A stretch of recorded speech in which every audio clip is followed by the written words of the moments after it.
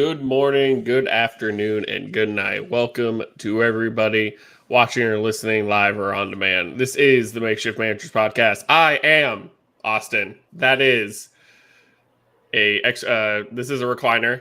That everything's backwards. It's me. We are That's an back. exercise bike, and Correct. That's Devin. That is me. I am here. Welcome back, everybody. We're coming back at you live with some baseball, right? Some baseball indeed. How was your weekend, champ? It was good. It was good. Good people, good times, good food. Can't complain. All around good one. As most of you may not know, me and Devin actually don't talk to each other outside the podcast. We actually are extreme bitter enemies. This is the only time actually we ever talk to each other. So we got to get in all like the small talk into live. It's a terrible thing, but it's the Giants, Most people say, hey, you should probably talk to your co-host off air as well. And I say, well, don't question the process. Just hear me out. Okay, so yeah, we're about at the halfway point of Major League Baseball, kind of. Everyone at this point has played about between 71 and 75 games, except for the Cleveland Guardians, who've played 68 because, they don't have a roof and it rains a lot in Cleveland. So shout out to the Guardians for throwing all the numbers off. Appreciate it. We didn't get to do a May recap. So now that we're towards the end of June, football season is right around the corner, and that's going to consume all of our lives, money, all this and all that. So had to get a little more baseball in before Aaron Judge hits like 70 home runs or something. He's coming for that Bonds record. He's not getting 70. He might touch Maris, but he's not touching Bonds. Unless that dude starts eating his Wheaties and calling Mark McGuire, I don't see it happening. Hey, man, whatever works. They're not testing right now, so it's okay. We will start in New York, or we're going to start in the Big Apple with the New York Mets, who are 47-27, currently leading the NL East. We're going to, kind of keep it short and sweet. We got 30 teams to get through. The last time I did this with Grant, we went over 2 hours, and I just don't have that time anymore. So we're going to keep it short and sweet. I see how it is. You just like Grant more than you like me. Call me Grant. So we'll give them one thing that they're doing right, one thing that they're probably doing wrong, and how they can probably get to the playoffs in October. Everyone's making it to October this year. Everyone's playing October baseball, but playoffs is a different story. Thanks, Lockout, for pushing us into October. So I'm not complaining. Me same. The New York Mets, 47-27. What are they doing right? They're scoring a decent amount of runs, and they're getting good starting pitching. The basic thing that they're doing wrong is injuries. Yep. They don't have DeGrom. They don't have Scherzer. I think they lost Bassett for a couple starts. Carrasco's been great for them. He's had a couple bad starts here and there, but what they've gotten out of Carrasco has been really good. David Peterson. Yeah. Edwin Diaz has kind of come back to form for them. So the Mets are doing really well. Steve Cohen spent a lot of money to get to this point. But yeah, if they can get DeGrom and Scherzer back, you don't want to face that 1-2 punch. That 1-2 punch. Best in a 4-5 in the league. Best 4-5 in the league, let me tell you. You just don't want to face them in the playoffs. They will. Those guys are good. And I don't know when we're going to see DeGrom again. I know Scherzer made a rehab start. Those poor Double-A men. Can you imagine just showing up to work one day and be like, oh, hey, so you're starting at second today. You got to face Max Scherzer. I'd rather go ahead and hit a fastball.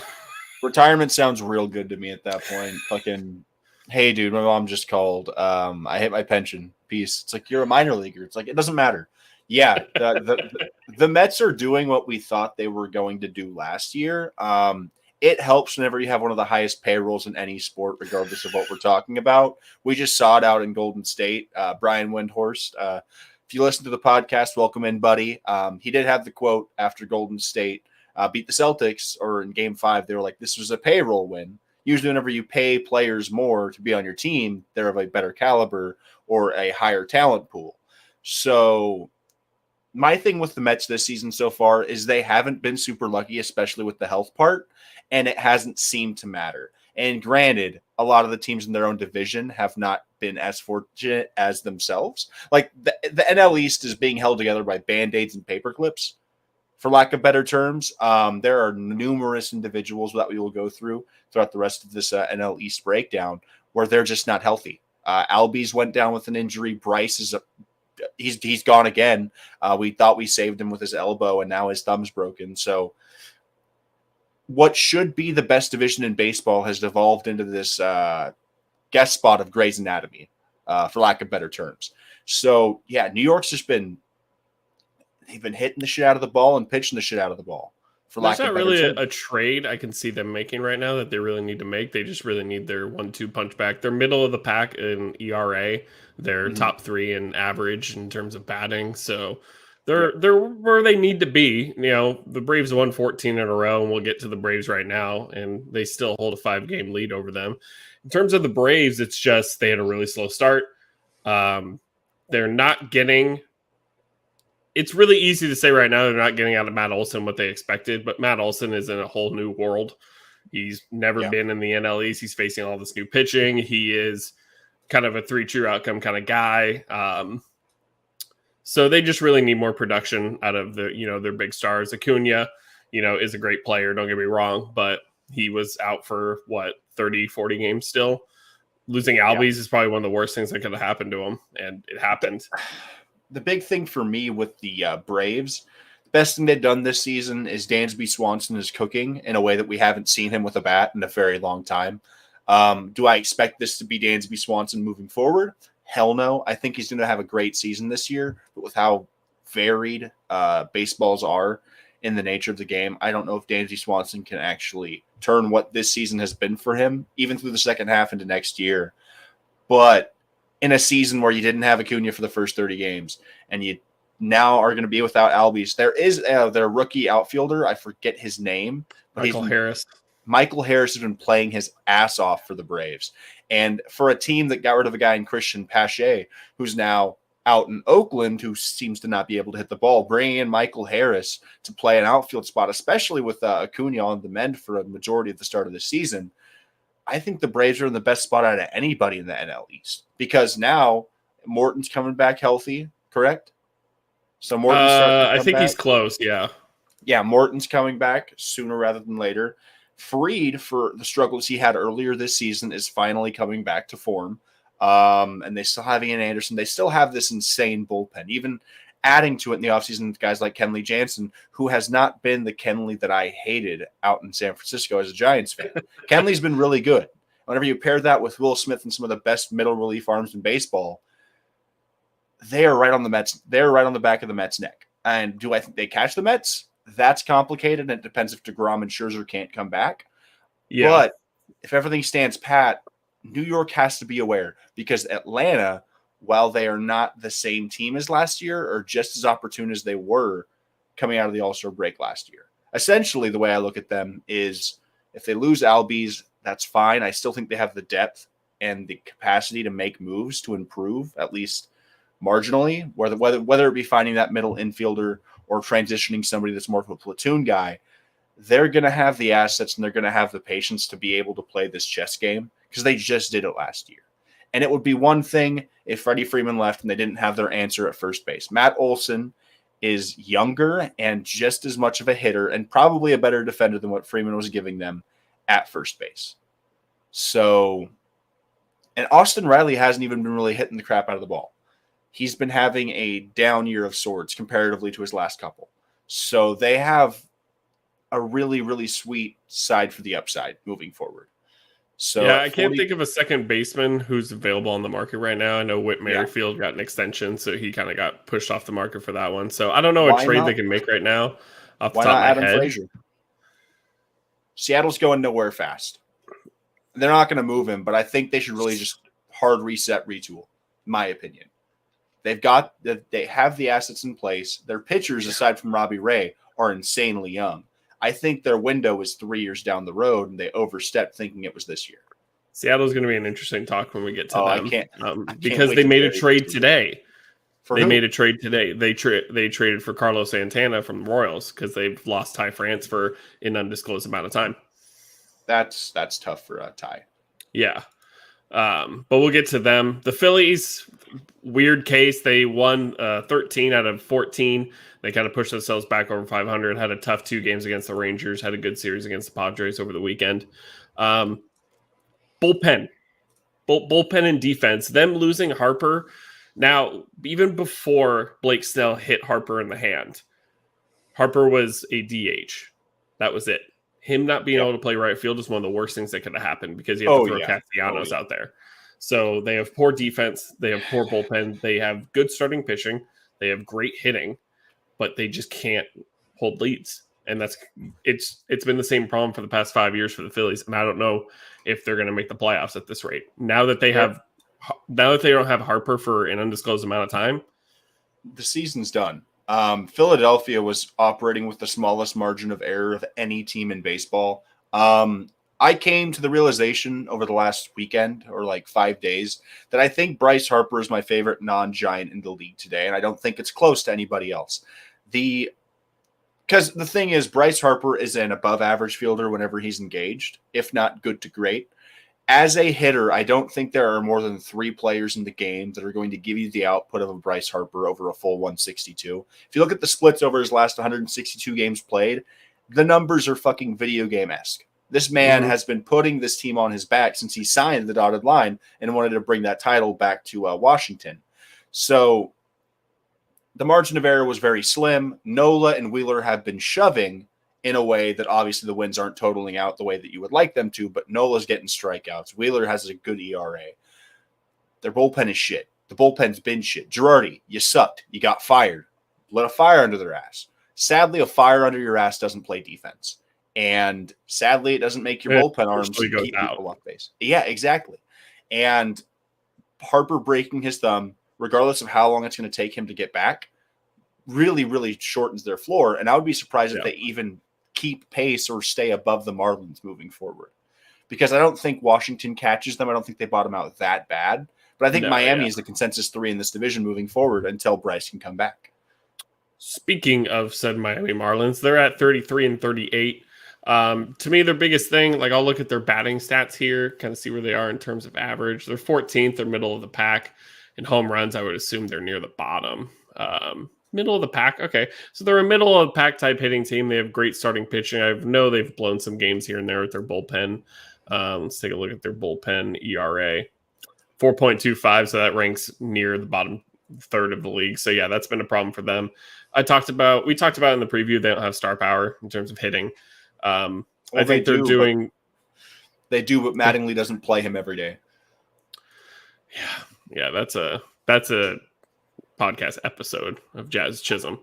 But yeah, for the Miami Marlins, I think they're right at where they need to be. If they can finish close to 500 this season and kind of have a decent offseason. I don't know all the free agents off the top of my head. I don't know, go get Carlos Correa. He'll opt out of his contract or something, but he may opt out, but I don't know if he's going to leave Minnesota after 1 year with what they've got cooking so far this year.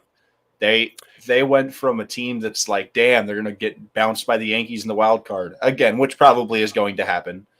I don't see the Yankees in the wild card, but you get the sentiment. We'll get to the Twins later, but Miami is a couple pieces away. The pitching is there. The farm is there. It's just going to be getting the defense behind those pitchers. Yep. Because you got Jazz at second, and you just got to fucking fill in everybody else. And at some point, I think Mattingly's time is up. Oh, he's been a placeholder since he took the job. Yeah. Miami's this franchise that's in constant flux. They've been in flux since they won the World Series twice, which is fucking insane. This is a team that is incompetent in the way that it builds itself. They've built champions, they've built contenders, and they sell at the first instance of oh shit, it's getting expensive. I.e., Stanton, Yelich, Real Muto. Who was the other guy that they shipped out? Ozuna. Wasn't Ozuna? Yeah, it's insane the amount of talent this team has consistently had over the last 25 years just to ship it off. They genuinely are baseball's farm team. Outside Miguel of the Cabrera started. Literally, Josh Beckett. Miguel Cabrera, Josh Beckett, yeah. your favorite player's favorite player probably came up through the Marlins organization, and it's tough. So there's nothing I can think of right now. I don't think anything will get them to the playoffs this season, but if they can hover around 500, I think that'll be a successful season for them. But I know Jeter left because they weren't willing to spend money. So if that's going to be a continual problem, we talked about it a couple weeks ago, you kind of have to spend around the median to get to the top. And if It's you're just not kinda how it is. if you're not spending at least that bottom of the barrel, like median salary average, you are going to have a very, very hard time competing unless you have an insane pitching coach, batting coach, analytics department, which I just don't believe Miami has in place yet. They can get there for sure. There's a lot of brilliant minds in baseball, but for the Nationals at 27-48, it's trade Josh Bell. Josh Bell is a bad man. He's gonna get a good haul for them for sure. Yeah. But outside of that, we knew they were gonna be bad. They are bad. They're gonna have like a 5-year hangover of the World Series. They haven't made really any good signings. The Steven Strasburg ascension hasn't gone well at all. The Patrick Corbin signing hasn't gone well. Josh Bell was probably their best signing. He'll get them a good haul, and that'll be just about it. They'll play a bunch of young guys and figure out what to do. Josh Bell is currently top 10 in batting average, on base percentage, and OPS in the National League. Out of all, he killed the Rangers batters over the weekend. He annihilated us. Josh Bell has been a revelation for this Nationals team, and coming into the year, we were like, the Nationals are going to suck. I thought Nelson Cruz might be a trade chip, but Father Time's not good for Nelson. He still could be, yeah, but Josh Bell is going to get them a haul. Mm-hmm. So if you are, I don't see why the Mariners didn't like knock on the door to try and go after Josh Bell. They have plenty of assets to do it. Obviously, they're not pushing the chips in this year, just because that even with Ty France, they were a middling team and with the worst division in baseball. So fair is fair. We're actually gonna change plans on the fly, and we're gonna stay in the NL because it just seems to make sense. We'll go with the worst division in baseball. It's the Brewers and the Cardinals. That's what it is. The Brewers, they're top 3 in the league in home runs. They hit a bad stretch. They're middle of the pack. Oh no, they're 24th in average. Never mind, that's not good at all. Burns and Woodruff they are clobbering the ball. They're just not doing it a ton. Burns and Woodruff obviously aren't having the seasons they imagined, but yeah, there was terms of some regression, especially after a Cy Young win. I still think it's the Brewers division to lose because I think the Cardinals are just in this weird flux of they have a lot of aging players who are, Nolan Arenado could opt out this season. Paul Goldschmidt is getting old. Wainwright and Yadier Molina and Pujols, they're all gone after this season. Tyler O'Neill is having kind of a down season after being the best left fielder.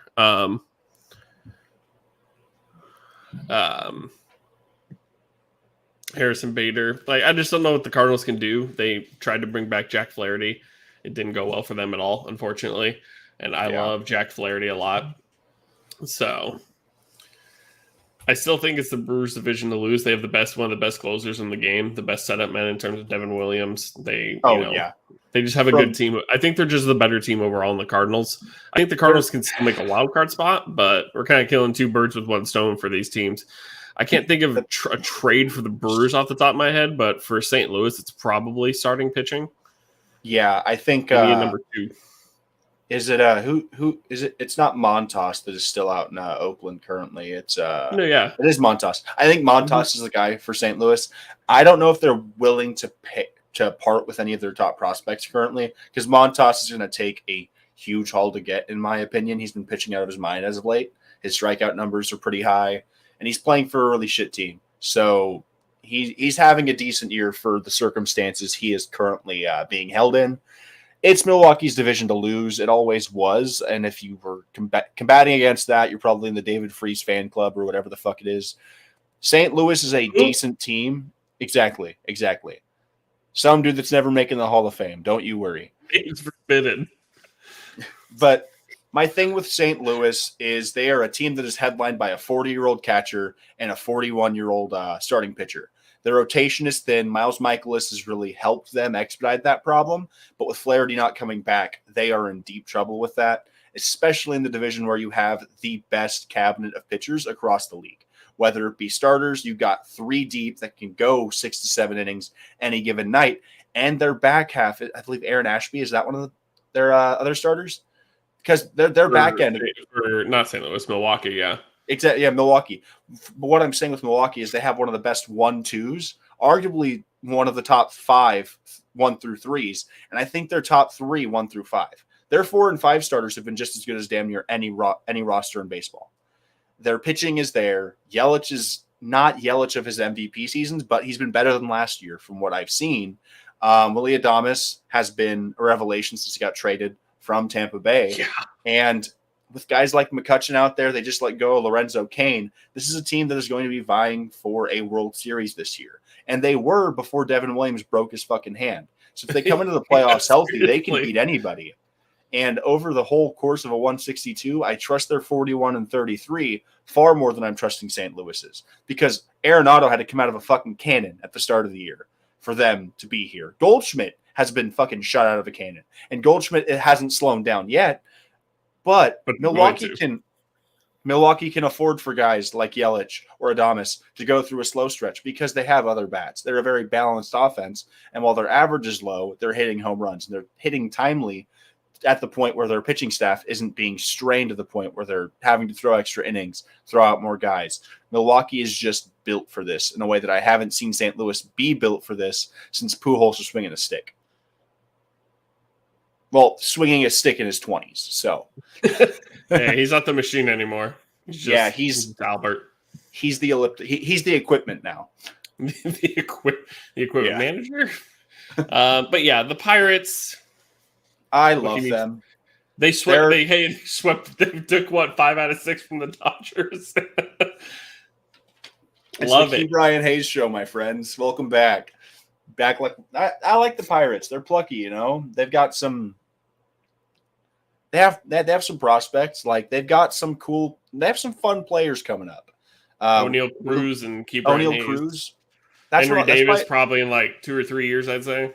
Yeah, the Pirates are not going to win a lot of games starting this year, but they're better than the Cubs and the Reds.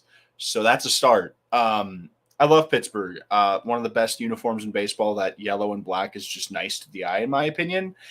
And Brian Hayes is one of my favorite defenders at third base in baseball. While his bat is not always there, the glove is always there. He's going to be a gold glover. I could see him being a platinum glover one of these years, if not multiple years. O'Neal Cruz is the most exciting prospect we've had this year in baseball. He's 6'7", and he threw a ball like 98 miles an hour to first base.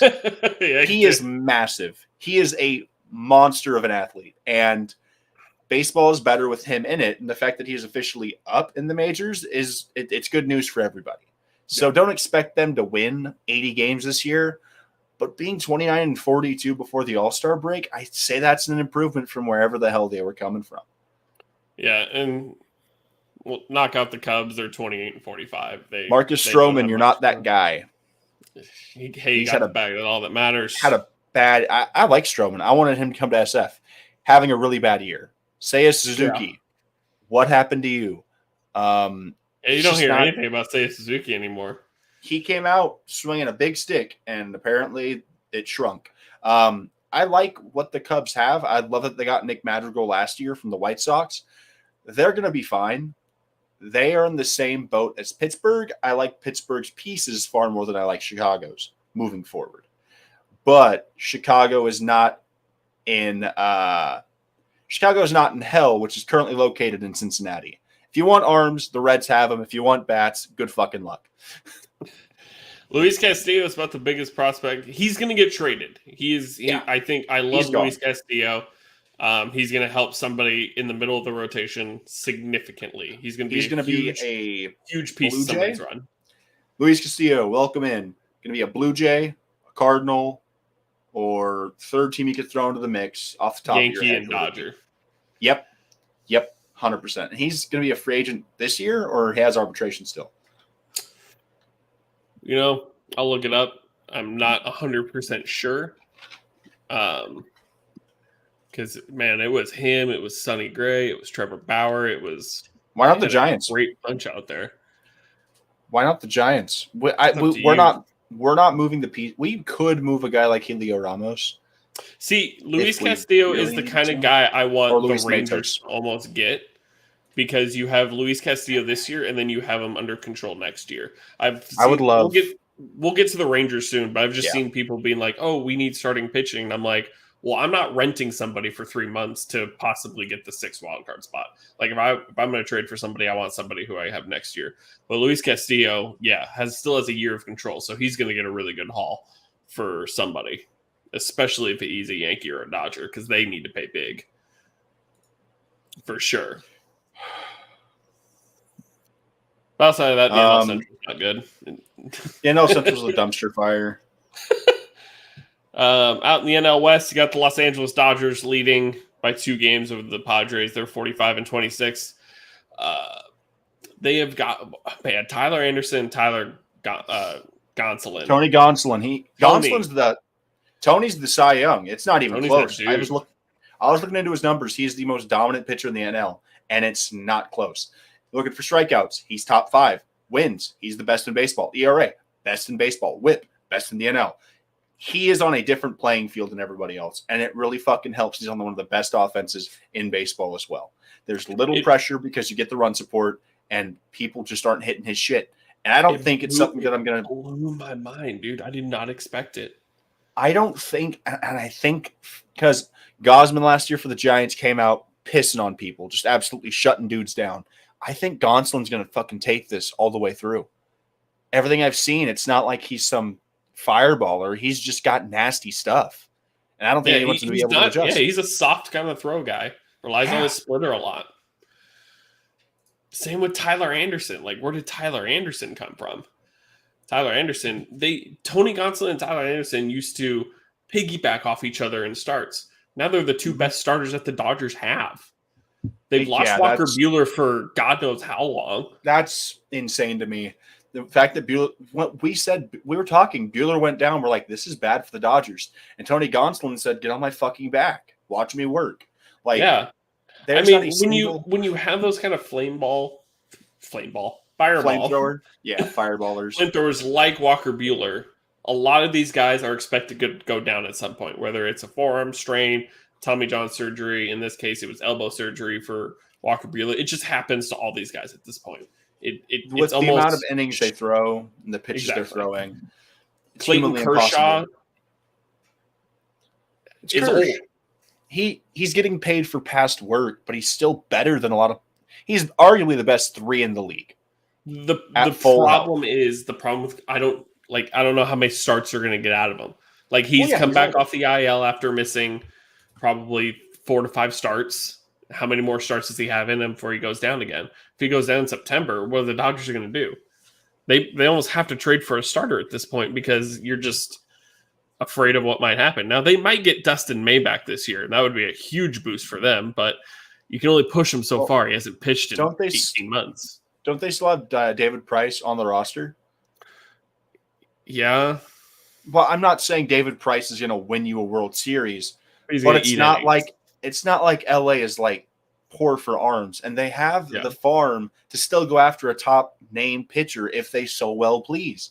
And the thing is, it would be one thing because Gonsolin's in the perfect spot for his career. He should retire a Dodger as of right now. They've got Freeman locked up. They're going to have Trey Turner locked up. Bellinger's locked up.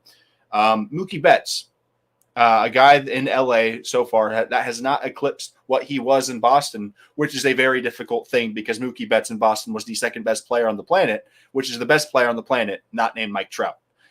Yeah. I don't want to come off as like disingenuous whenever I say this, but Gonsolin's numbers are so damn good, not just because his shit's nasty, but he's playing behind one of the best defenses in baseball. And that's with Trey Turner making errors every other fucking day. I don't know what got into Trey to start the year, but he couldn't throw it to first to save his life. But you have an infield. It's the best infield in baseball. I'm not going to argue with anybody about it. You have Turner. In terms of consistency, second base has kind of been a hole for them because Max Muncy, the entire time I've seen him at second base, you could show me his fielding numbers all you want. He's not a second baseman. But you don't have to throw him out every day. You have Gavin Lux. The thing is, it would be one thing. It would be one thing if Max Muncy was the only second baseman you were throwing out. They're platooning second base. And with Max Muncy's bat, for as shitty as his average has been, his on base is killer. He's still hitting the shit out of the ball. The Dodgers' biggest problem is having having too much talent because they don't have to play Max Muncy every day. They can afford to just platoon second base, which a lot of teams. What's happened to them? They just lost Daniel Hudson for the year. Yep. That was terrible to watch. I like Daniel Hudson a lot. Mookie Betts has a cracked rib. They haven't had Blake Trinan all year. Yep. Craig Kimbrell is struggling a little bit. He's still closing games. I forgot they had him. I forgot Craig was in fucking LA, dude. That's the Dodgers. The same shit I said about the Mets. There's no surprise here. They are the most elite team in baseball because they've paid for it. And they've paid for it in a way that is like actually affordable. Yes, their payroll is through the roof, but their farm is not depleted. They can make moves. Like people don't understand how frustrating it is to be a fan of this team whenever I have to deal with these fuckers every year. Because it's impossible to spend with them. Yes, the Giants have Silicon Valley money, but it's fucking Los Angeles. And yeah, I hate the Dodgers, always will. They got a lot of likable guys on that team, and they're the most talented team in baseball, and I don't think it's close. Pitchers 1 through 5, I think the pedigree of those arms is better than anybody else in baseball. The pedigree of their bullpen, arguably better than any other bullpen in baseball, aside from the Brewers. And whenever it comes to the bats, people were comparing this team to like a 1920s, 1930s New York Yankees. That doesn't happen unless something special has happened. They are in the NL. They're only behind Atlanta in terms of bullpen ERA. They are the best team in baseball and the best division in baseball, at least in the NL. And they have the best ERA in the league. It's no surprise they're here. Their contemporary right behind them is a huge surprise to me. Bob Melvin effect, dude. Oh, God. It's called Jake being in the Crone zone, my friend. Jake Cronenworth's having a great year. The San Diego Padres, or as I like to say, the Slam Diego Padres, even though that was started over the Texas Rangers. 45-30, they're 2 games back of Los Angeles. They've done it without Tatis. They're doing it without Machado right now. Hosmer has kind of come down to earth a little bit, but his hot start definitely propelled them really hard. Yeah. Jake Cronenworth's having a great year. They're throwing absolutely the weirdest Walmart greeters you've ever seen out in the corner. Throwing out Jurickson Profar, Jesus Azocar, Trent Grisham. Like, their outfield's not going to blow you away, but they're finding ways to win games. Austin Nola is not the best batter in the world. Jose Alfaro has done kind of well for them, but Musgrove's having a great year. Darvish is having a Darvish-type year. He's around the 3s in ERA. Blake Snell still continues to struggle. Nick Martinez has been a pretty good signing for them. He's kind of taken the innings off some of the dudes. Mike Clevenger has been up and down. I really want him to succeed. I think he'll get there, but I think they've done really well trying to kind of ease him back in because they can really only do so much. Their bullpen has been pretty good. They're 3rd in the NL in bullpen ERA. My big thing about the Padres is the offense has been good. The pitching has been great. A big problem they had last year is their rotation just never seemed to actually gel and mesh. Out of all the moves that AJ Preller has made over the past 2 seasons, getting Taylor Rogers has been the best. Yep. Yeah, it was solidifying factor for their bullpen. Tyler Rogers has been so the thing is, with the Padres, they've been the antithesis to the Giants, for lack of better terms. Which Rogers do you have? We have Tyler. I think I'm just going to Google his name. I'm pretty sure we have Tyler. I'm looking up Taylor. We have Tyler. Okay. Yeah. Okay, I was right. I get confused every time. But so the biggest thing with the Padres this year, while yes, they haven't been healthy because Tatis has missed the entirety of the year so far. Self-inflicted. The lockout fucked them. Tough shit. Eat shit. I don't care. They've been super healthy outside of Tatis. They have been one of the healthiest teams in baseball everywhere else, and it's showing.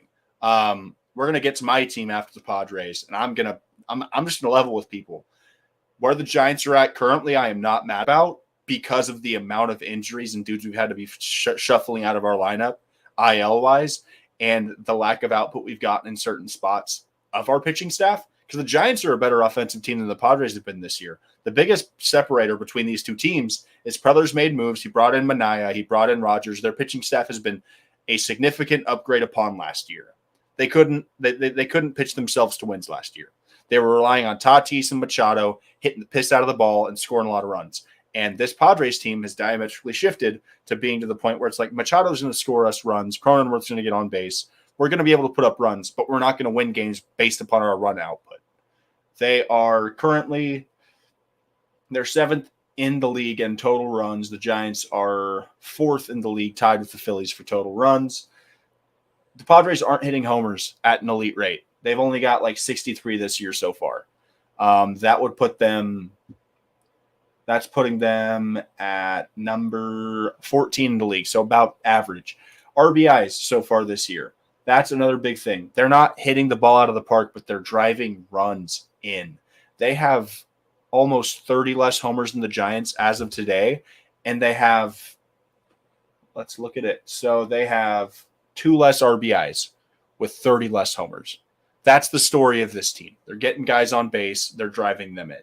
And the pitchers have been more than adequate to keep those leads. But they've been healthy. They really, really could be in trouble if Tatis can't come back sometime soon. I don't think Machado's going to fall off a cliff, but do I expect Jake Cronenworth to be the best shortstop second baseman in the NL West?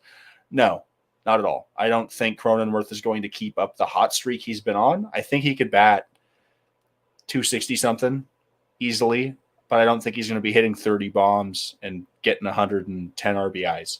It's just not what I see in his game. He's a utility fielder with a plus bat, but he's not a superstar. San Francisco Giants. Okay. This team was never going to win 110 games. Last year was the best case scenario, not only health-wise, but upside-wise. Kevin Gausman was the best pitcher on the planet for the longest portion of his career so far. Toronto could prove us wrong in the fact that he could have a full year for once, but I digress. Anthony DeSclafani has been a disaster for this team.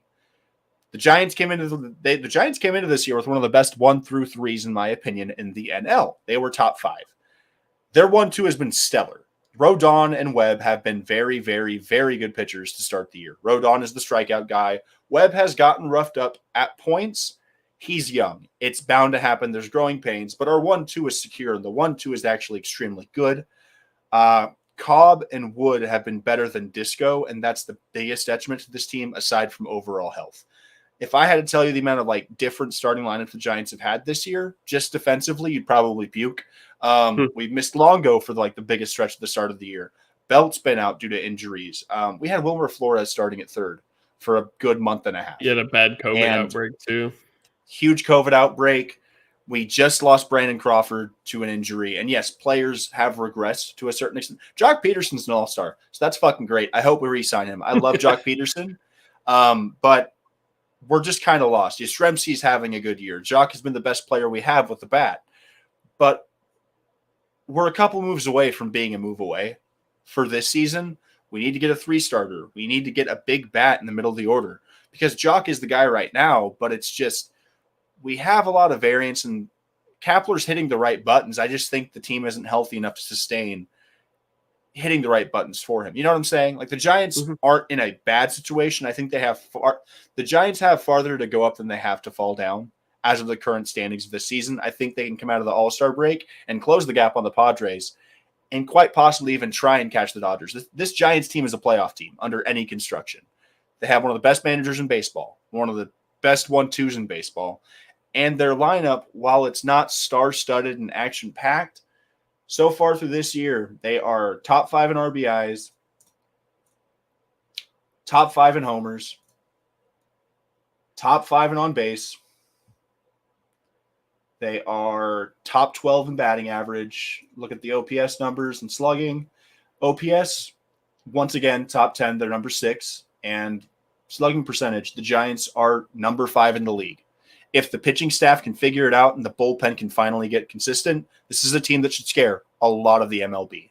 Because if you would have told me the Giants were going to be a top 10 offense coming into this year, I've been like, shit, yeah, we could win 100 games. The problem is, while our top 2 starters have been great, Disco's been bad, our back 2 have been hurt, and we just can't seem to find consistency in the bullpen. Kapler's going to keep moving stuff around. Rogers eventually has to get back to the point he was at last year. But we have the arms, we have the talent, and we have the schemes. It's just a matter of getting it all to work together. Because I don't think the Padres under current construction are leagues better than the Giants have been. And the only team that I would take over them, aside from the Mets, is the Dodgers. Beyond that, any team can be beat by this Giants team. And the New York Yankees. Except the Dodgers. That's right. Exactly. This team has the framework and the bones to beat anybody in the NL. It's just they got to get healthy. And am I coming off as a homer, or are these just valid points? No, you're pretty valid. You're a good ball club. There was bound to be regression, and you guys have gotten hit by COVID and injuries much more than I thought. And Same. yes, it's Disco has been terrible. Bad. He is very bad. He fell off a cliff. It's mind-boggling. And the amount of bullpen days that Kapler has to go through is eventually going to take its wear and tear. That's the problem I'm seeing. Yeah. For the Rockies and the D-backs, the Rockies did the same thing they do every year. They start off hot and then they tank.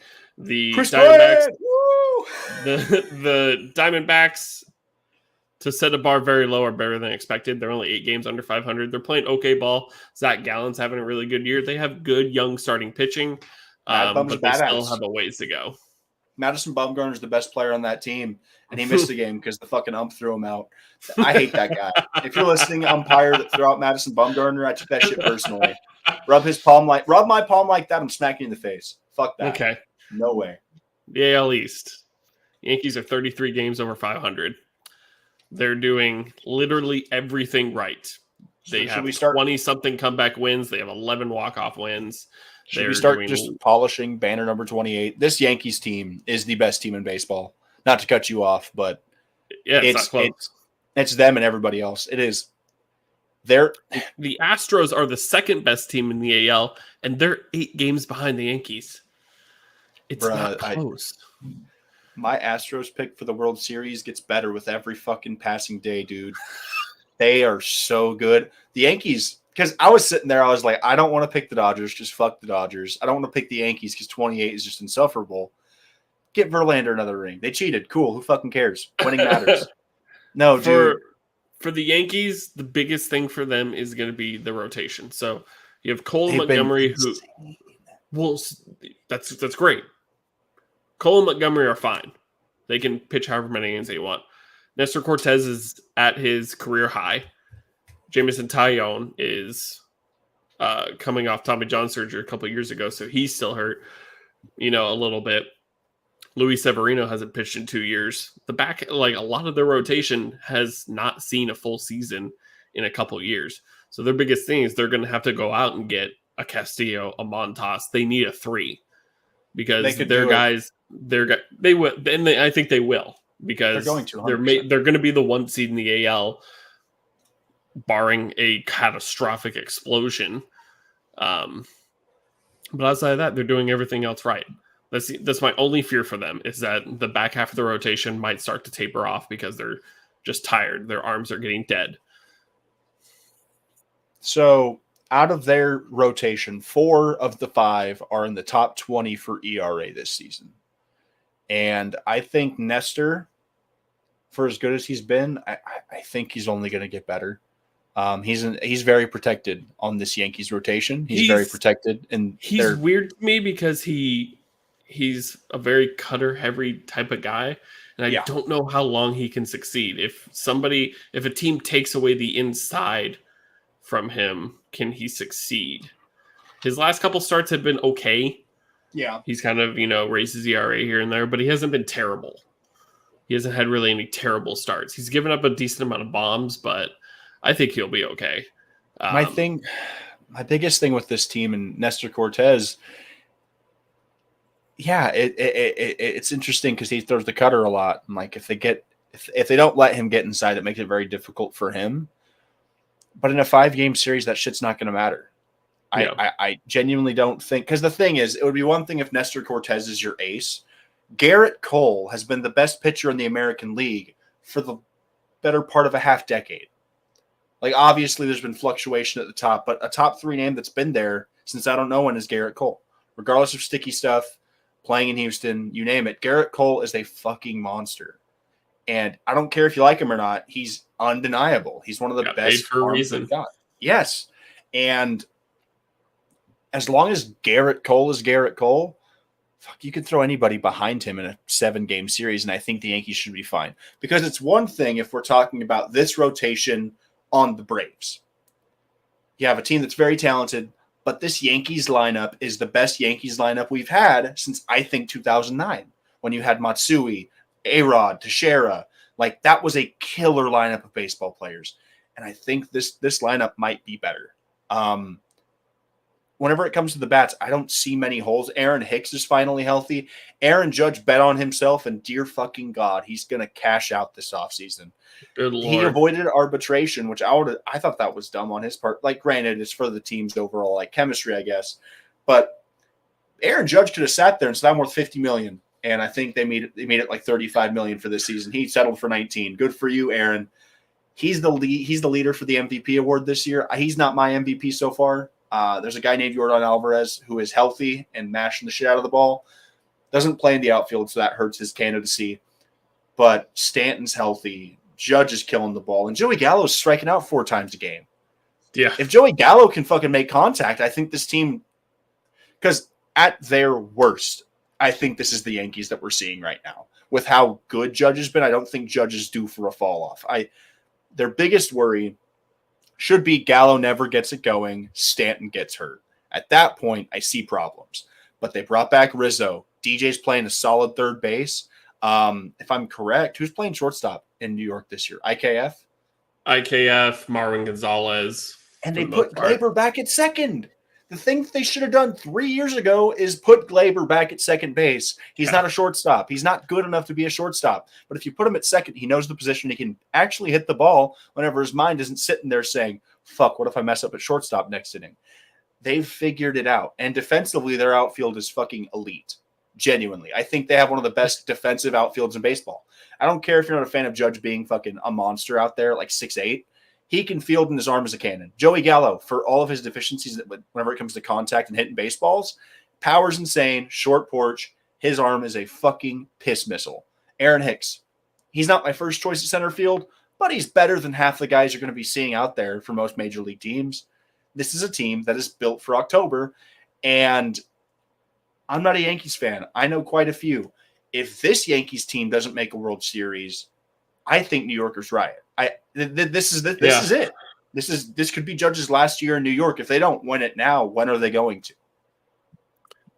In terms of the rest of the AL East, I'll just clump them together with one thing.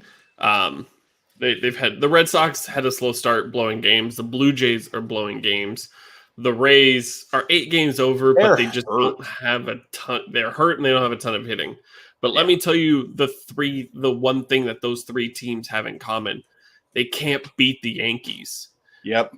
They're double-digit games out. They can't make up any ground because the Yankees are always winning. And when they get the chance to beat the Yankees, they can't do it. That's the biggest thing. That's the key to winning the fucking AL East. Don't let your fucking division mates beat you. Like, that's why Tampa Bay's been so good over the last couple of years. And yes, beating the Orioles is truly the key to winning your division most years. Beating the Yankees is the key to this division this year. And I just don't see many teams that are in the AL East that are equipped to go inning for inning with this team.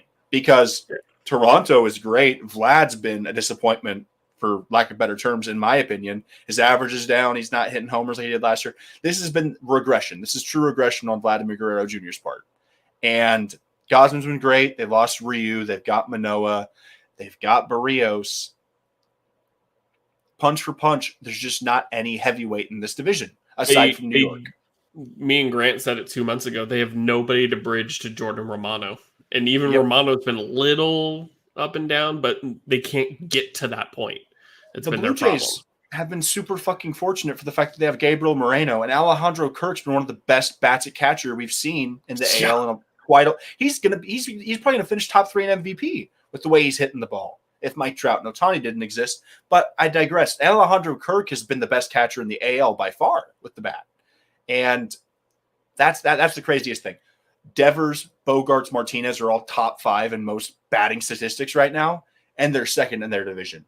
Kevin Gausman has been Kevin Gausman from last year's first half, and they're third in their division. Wander Franco and Shane McClanahan have been great players to start this year. Franco's been hurt a lot. Franco has been hurt. And so if Glasnow was healthy, I think this is a different equation. I just think Tampa Bay is smarter than the Blue Jays and smarter than the Red Sox, and I'll give it to him. I think Kevin Cash is a better manager than Aaron Boone. This is the year that Tampa Bay is finally hitting this plateau of just not having the talent over the entire 162, because if they have a full roster, I think they can compete with anybody. They're missing a lot of their key guys, and this is going to be the year that they kind of bottom out a little bit, and I think they're going to be better off for it. My prediction of them winning the division looks like shit right now. The Yankees are going to win this division, and it's not going to be close. I think they could probably stretch the lead by the 162 mark to 15 to 20 games. That's how good they've been playing. That's how inconsistent other teams are.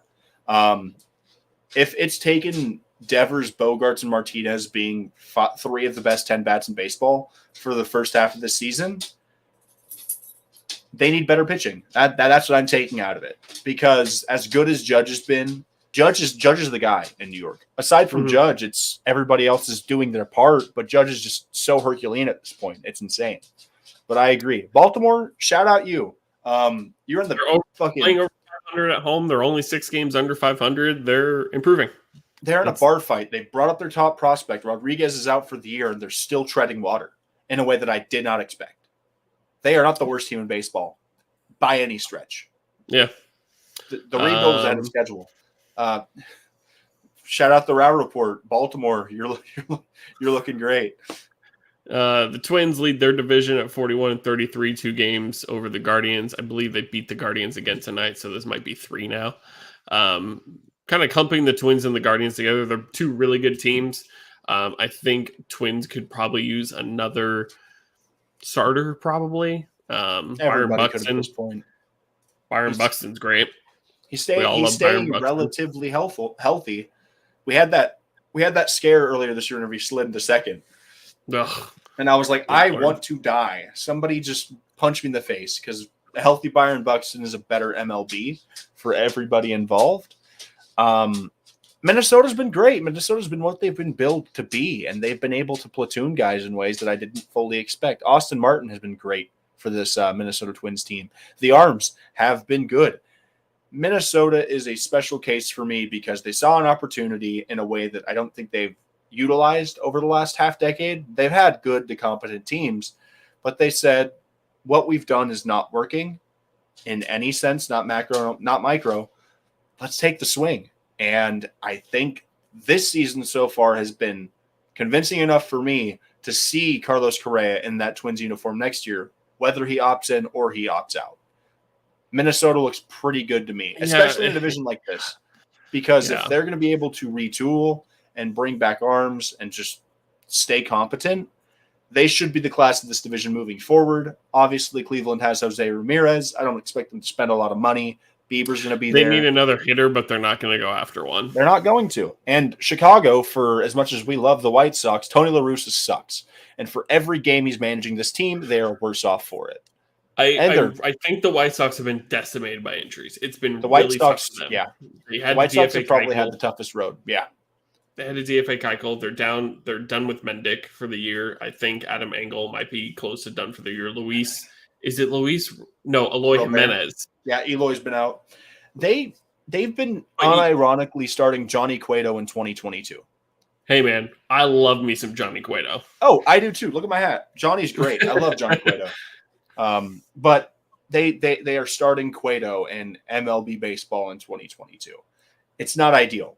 The fact that they're barely under 500 right now is a testament to the talent they have on that roster. Right. I think La Russa is the worst handicap in baseball. I just think their bullpen, it doesn't help his bullpen's been very bad, but he has consistently been putting the wrong guys in the wrong position, and it's given them. The Rangers and White Sox played a 3-game series that was an absolute bar fight, and 2 of them went to like 12 innings, and it's just like every time the Rangers took the lead, the White Sox would be right back in. I'm like, this team just doesn't die, but their bullpen can't keep them in the game. So it's been tough for them. I don't think they can win the division at this point. I don't foresee a move they can make or things they can do and make a giant surge and jump back in. Now, they're only 5.5 games back out of first place, but I don't foresee it. The Tigers have taken a massive step back. I know Grant's been disappointed for sure. They've had it rough for sure. Calling up Riley Green was a really good idea, I think. Just get him in there. I like Bo Brisky. The fact that they don't get to see Casey Mize this year is really shitty. I don't think this is on AJ Hinch in the slightest. I think AJ Hinch is still a great manager. It's just a step back to where they thought they were going to be. Hopefully they can come back healthy next year. It's a minor setback. They gave a lot of money at a discount to a guy in Javier Baez, and he's performing to the way that we thought he would. Well, he's hot right now. He's on fire. He's hot right now, yeah. But whenever you're starting Miggy as the DH, it's just there's so many spaces in this lineup where they can improve, even defensively. They've had Tarek Skubal has been a pretty good pitcher for them throughout this year. Dane Dunning, he's a pretty good arm this year as well. He's on the Rangers, isn't he? Yeah. Oh, shit, my bad. My apologies. Matt Manning, that's who I'm thinking of. There you go. Yeah, Matt Manning has been good. There's a lot of things to be optimistic about for this Tigers team and their future over the coming years. This year isn't it, but they are in a division that is ripe for the taking. The central divisions in baseball are 2 good teams and a pile of shit for the most part. The AL Central being better off than the NL Central, but I do think Detroit is better off than Kansas City moving forward. And I think in Kansas City, they get in their own way. It's insane. Their pitching just can't get it going. Mondesi's been out since I don't know when. Witt's been good. Witt's been passable. He hasn't been this transcendent. I like Bobby Witt a lot as well. What? The Royals just Oh, you mean Bobby Witt Jr.? I meant Whit Merrifield. Whit Merrifield will be a Royal by the end of the year. But so the Royals, they just need to keep flipping people and building the farm, because there's nothing on that roster right now that is going to be conducive to them winning whenever their window is going to be open. They already traded Carlos Santana to the. They're going to trade Whit Merrifield. They're going to trade Whit Merrifield. I don't know. I think Whit's gone. They extended Whit Merrifield. That's the thing. So Whit Merrifield has like 2 or 3 more years as a. Well, how old is he? 33. He's in his 30s. He's having a down year too. That's the problem. Yeah. 33. If he's not gone this year, it's going to be next year. The players that they have that are performing are not on the trajectory of what they're going to need when they're going to be competing. Because this team is 2 years away from being 3 years away, in my opinion. This is a very they would have to eat money. There's no way you can convince somebody to pay Whit Merrifield in 2024 $18 million. Yeah. They could trade Whit next year. You're right. Yes. Next year, because they'll have Whit next year and they'll have Whit 2024. But paying Whit $18 million in 2024, if he's not the Whit Merrifield you expect, and that'll be his age 35 season, I don't know if you find a suitor. Salvador Perez is going to die a Royal. And none of their young pitching has come to fruition. I like Brady Singer. I like Chris Bubik.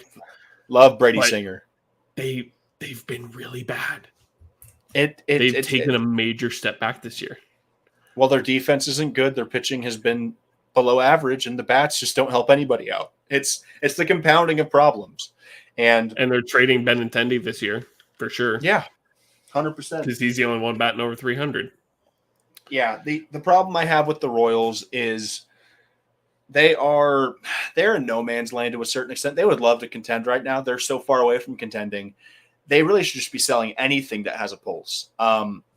They should be doing what the A's are doing, because because the A's they have a worse record than the Royals. It's not that far off, but they've sold everything aside from Montas. And the A's just took 2 out of 3 from the Royals over the weekend.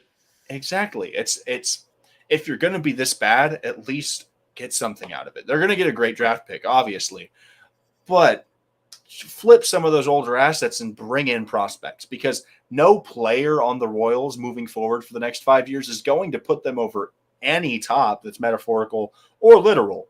This is a bottom feeding team in one of the most consistently below average divisions that baseball has, especially in the American League. Yeah.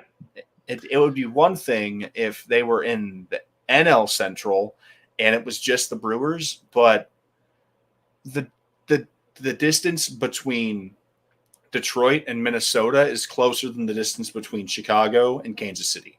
Mm-hmm. That's how bad the Royals are. You have 3 teams right now in the AL that are Central contending who can and will compete. Yes. And Detroit is halfway there. So call it 3.5. Royals have no idea what they're going to do. Yep. They're at a spot where they thought they had their young core, and their young core has failed them. Well, it doesn't help that Mondesi keeps getting injured. It doesn't help that they're not able to bring up more guys. They are the least fortunate franchise in baseball. Point blank. The Houston Astros, second best team in the league, 45-27. They're doing just about everything right. I'll tell you right now, they need to trade for a closer. Yep. They lost 2 games. They are 2 saves away from 4-game sweeping the Yankees. Yep. Ryan Presley blew Thursday night, and I think he blew it on Sunday as well.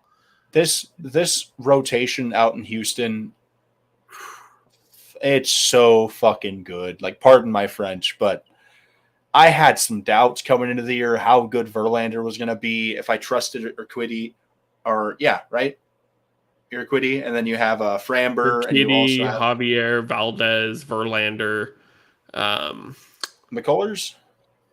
Hurt. He's not back yet, but that five alone is disgusting. I think Houston might have the best 1 through 5 when fully healthy, and I don't think I'm being hyperbolic. Like, those arms give you so much variance and so much experience. Like, Houston's, like, I just think there was so much noise this offseason that people were kind of taken off of the scent of what Houston is, because yes, they lost Carlos Correa, but that's about it. This is a championship team. Jeremy Pena has been a revelation. He's been really good for this team. He hasn't been Correa, but his average has been decent. He's hitting for some power, and Altuve's been hitting dingers, dude. Altuve's been hitting the piss off the ball. Bregman had a homer. They employ Martin Maldonado and Jason Castro. I'm pretty sure Jason Castro is batting under 100. Martin Maldonado is batting about 150, and they don't give a shit. They carry them. Those are 2 great defensive catchers and great guys that know how to work with the rotation. Do not get me wrong. I will not slam Jason Castro or Martin Maldonado on the sides. They are 2 of the best defensive catchers in the game. They can't hit worth a shit. But it's who's getting Wilson Contreras? He's gone. He's not going to be a Cub after the trade deadline. Why doesn't Houston take a swing for Wilson Contreras? Could you imagine that lineup? Obviously, I need them to get a closer first, because that's a one glaring problem. But I think they can do both. I'm just trying to look around the league and see who needs a catcher. There's plenty of teams that could use a catcher. I would love to see Houston try and price Sean Murphy away from the A's. I think his price is cheaper than but I don't think the A's, when we get to the A's, I don't think they're going to let Murph go because he's playing bad right now. Yeah, that's the problem. We'll move down to the 34 and 37. Hopefully we beat the Royals here. We're up 10-4. So hopefully we'll be 2 games under 500. The Texas Rangers. Martin Perez, godsend. John Gray has done really, really well his last couple starts. I said it before, I'll say it again. He had like 3 starts in a month and a half, super inconsistent in terms of injuries, all this, all that. Now that he's in a place where he doesn't have to go to Colorado and change his stuff and then change it for the road and then change it back home, he gets to stay consistent. I think he's done really well for us. I like John Gray a lot. He has really good strikeout stuff. I think he has really good stuff in general. Dane Dunning is really good at home. That's it. He's really bad on the road. I don't know what it is, but that's his biggest. He's a decent strikeout pitcher. He's a good ground ball pitcher. At home, he can't do shit on the road. Every time he gets it going on the road, he has one bad inning, and he can't stop the bleeding. I like Glenn Otto a lot. He did give up 6 runs in 2 innings to the Nationals yesterday, but that's his first start in the majors since COVID. We saw what COVID did to Cam Newton. I know Cam Newton had, really good 5 games, got COVID, and then, kind of fell off the face of the earth. Now, different sports, we can talk about Cam Newton all day in terms of skill and stuff, but we don't know what COVID does to people. It affects everybody differently. I haven't gotten it yet, thank God. But I like Glenn Otto a lot. I think he's going to be okay.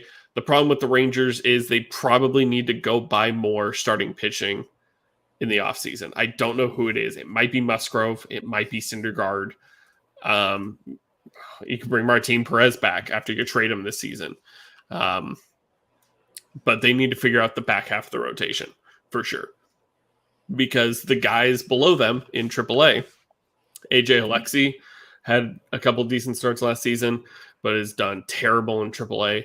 Spencer Howard is probably the next guy up, and I don't know about Spencer Howard. We've done our best to work on him, and I know he'll get another shot sometime this season to be the 5th guy because we need him to. We can't use the bullpen as much. But I just don't know what to expect out of Howard at this point. Our bullpen has been out fucking standing since May.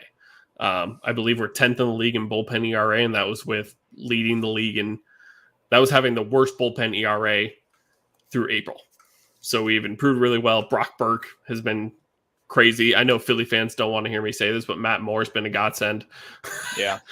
Joe Barlow's done really well. Overall, the bullpen's been really good. John King's had a couple bad here and there. Garrett Richards has done much better than I expected. I did not expect Garrett Richards to be a solid piece for us for sure. We have like 5 lefties. We have like 4 lefties, 4 righties, so we can interchange a whole lot. And I know the second bullpen arm gets beat up, it's fire Woody time. So I deal with that every day. Simeon and Seager, the $1 billion infield, they're batting 220. I've said it before, I'll say it again. Struggle all you want this year. Next year, I need you to step it up. Corey Seager might play 150 games for the first time in his career. I'll take that. Yep. Marcus Semien, for some reason, after a really good season, has a bad season and then just interchanges. If you look at his whole career, that's the way it's been. When he was with Oakland, he just had one really good season. Then he was kind of lame.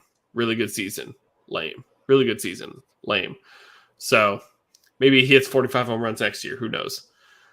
Third base, we won the Joey Gallo trade.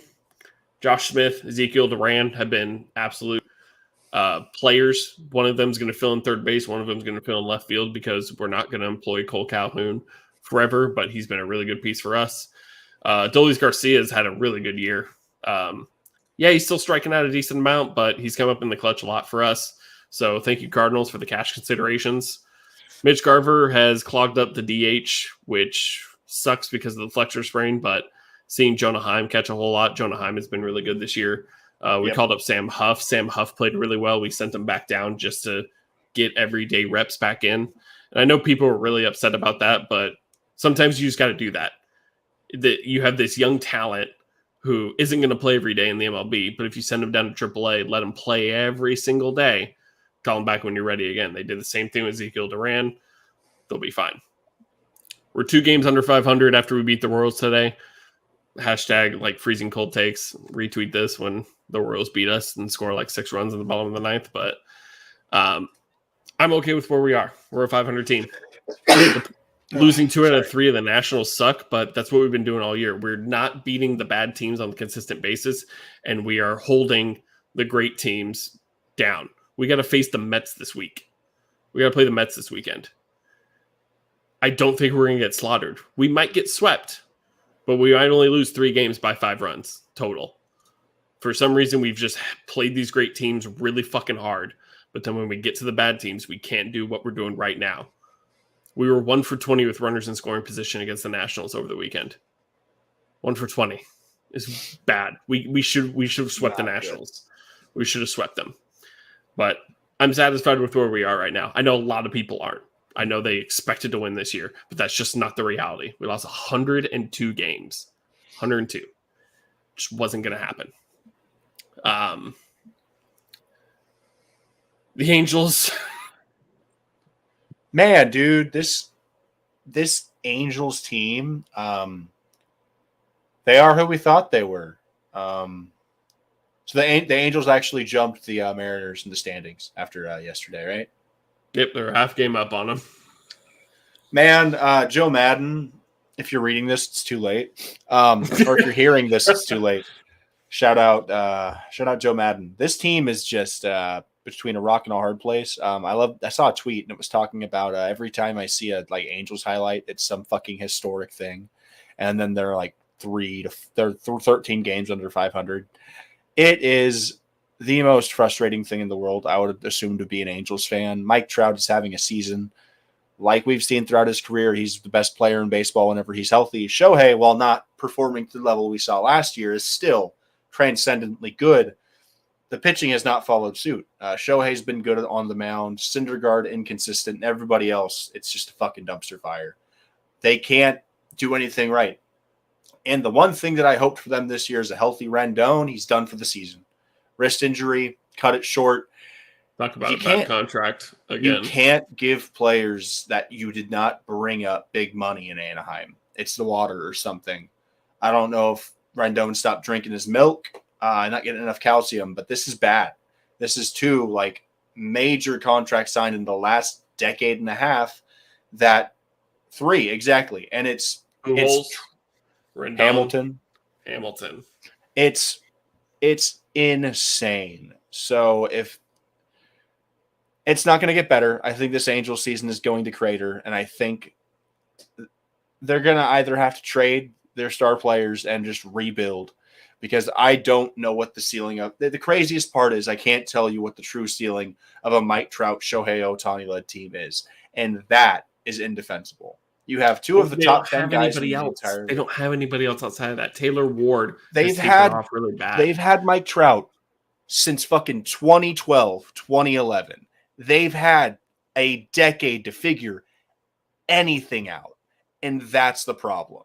They fucking were given Shohei Ohtani at a very advantageous rate.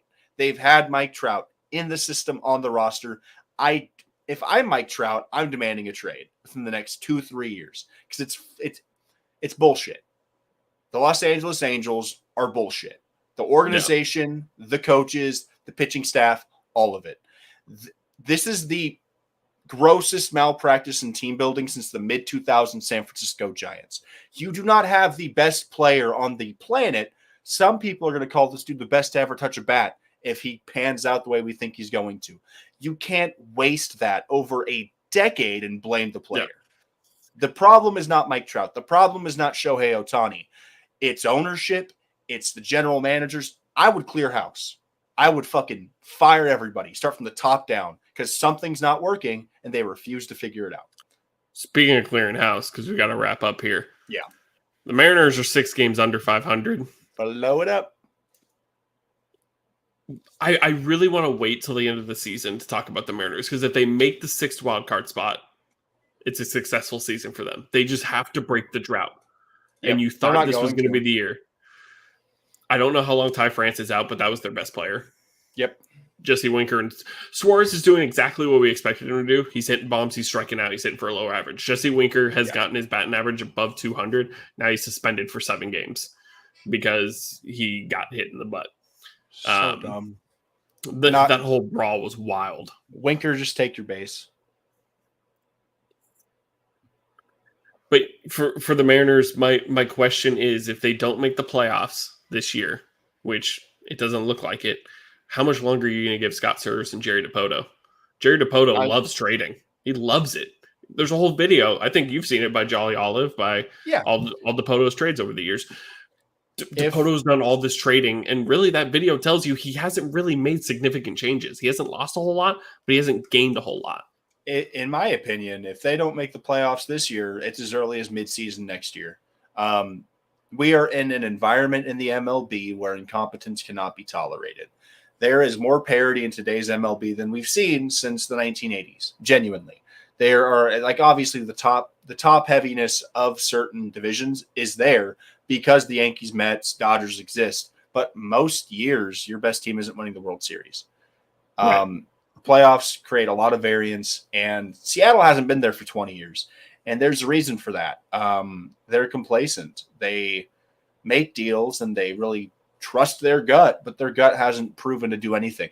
This is a franchise that wasted the prime of Edgar Martinez, Ken Griffey Jr., Ichiro Suzuki, Felix Hernandez. If you had a favorite player in the greater Washington area, odds are they didn't really do a whole lot outside of individual shit.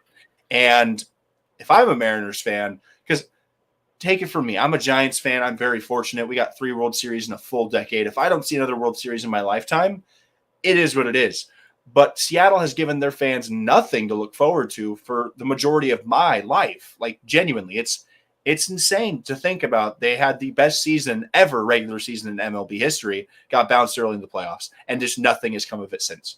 And it's not like the AL West was this juggernaut over the last 20 years. Houston only emerged after being shit for like 6 years. Houston is not this perennial team like the Yankees or the Red Sox that's and even during the Rangers' great years, we never won 100 games. Yeah. This is a division that has 98, 99. Like we won a lot of games, but like if you win like 101 games, you would beat us. Some of the best teams of the late 2010s have come from the AL West, but it's not like from 2002 until 2018. It was the greatest show on a field. Right. The best team that the AL West has had is those 2017 through 2020 Houston Astros. Essentially, that's the best period of baseball this division has seen over the last 20 years. And then the A's, John Fisher has to sell the team.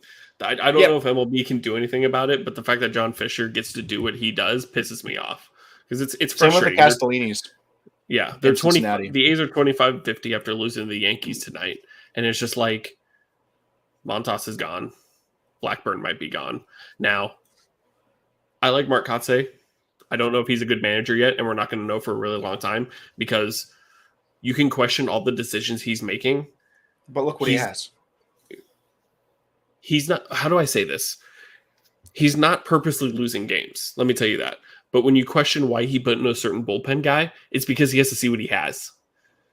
Yep. Mark Kotsay will have to put in some of the worst guys in there to be like, sink or swim. It is a sink or swim ball cup. If you swim, you're staying on the team. If you drown, you're out of here. That's what Mark Kotsay is going to do for this year and next year. He has the safest job in all of baseball. Mark Kotsay has the safest job in all of baseball because they're giving him nothing to work with. And it's, for as much as I shit on the Angels earlier, Mike Trout, Shohei, love you guys. You guys are great. And the organization, I was a little harsh. You can't defend what Oakland has done for the better part of the last decade. They are cheap. They are insufferable. They don't care about the fans. They don't improve the stadium. They don't provide any infrastructure for improvement, and they hate the city of Oakland. I guarantee you a little bit of money would have put them in the World Series. They were that good with very little money. The Giants weren't blowing the league out of the water in terms of their payroll. They were like top 15, top 10. Most years they won the World Series. But a lot of that money was going to guys that underperformed. So it's you can't refuse to spend money and expect to make money. That's not how professional sports works. You reap what you sow, and there's a reason why the Golden State Warriors are willing to pay what could be a $500 million payroll going into the next season. They win. You make the playoffs, more revenue for your stadium, more revenue for your employees, more revenue in merchandise. You get the fucking playoff t-shirt, the playoff hat. That money goes to the organization. You get proceeds from that. More money from the TV deal. Like, just because you're spending more on the players doesn't mean it's going to cost you more money in the long run. It's insane. Because whenever teams compete, it's not like fans don't go out and watch. It's not like fans don't buy more fucking gear. I have like 6 Giants hats in my closet. Do I need them? No, I'm a Giants fan. If it looks cool and it's got my team on it, of course I'm going to try and get it. But that's the point. If you give them something to care for and something to care about, it means a lot. And people tend to spend money on things that they care about. And they are I wouldn't even call them disappointing in the MLB. They are the most meh organization in all of professional sports. No one gives a shit, and that includes ownership, and that shows in revenue and tickets and attendance, all of it. It's just not working. And if I were a businessman at the scale of what the Oakland Athletics ownership group is, I would think about selling, because there's one thing that has not changed since they've been bad. The Oakland A's could still probably sell for a couple $2 billion. Professional sports teams print money. And if he got in early enough to the point where I think he did, he's going to be clearing a profit regardless of where he sells. If you want to hear more about the Oakland Athletics, you can check out a previous episode, though, of MLB Small Market Teams. That was a fun episode to do. We talked about John Fisher a lot in that, too. But it's time for us to get on out of here. Finish watching baseball for the night. Cuddle up with our significant others and go to bed and back to the grind tomorrow. Got to actually work. Yeah, dude. So, per usual, if you stuck it out this long with us, if you just skipped to the end, it's fine. Thanks for listening. Thanks for hanging out with us. Listeners are listeners, wherever you came in. We appreciate you anyways. Next week, for the 4th of July, we'll have an early morning episode so everyone can go do their July 4th festivities at night and not have to hear us over and over. I have no idea what we're talking about yet, so...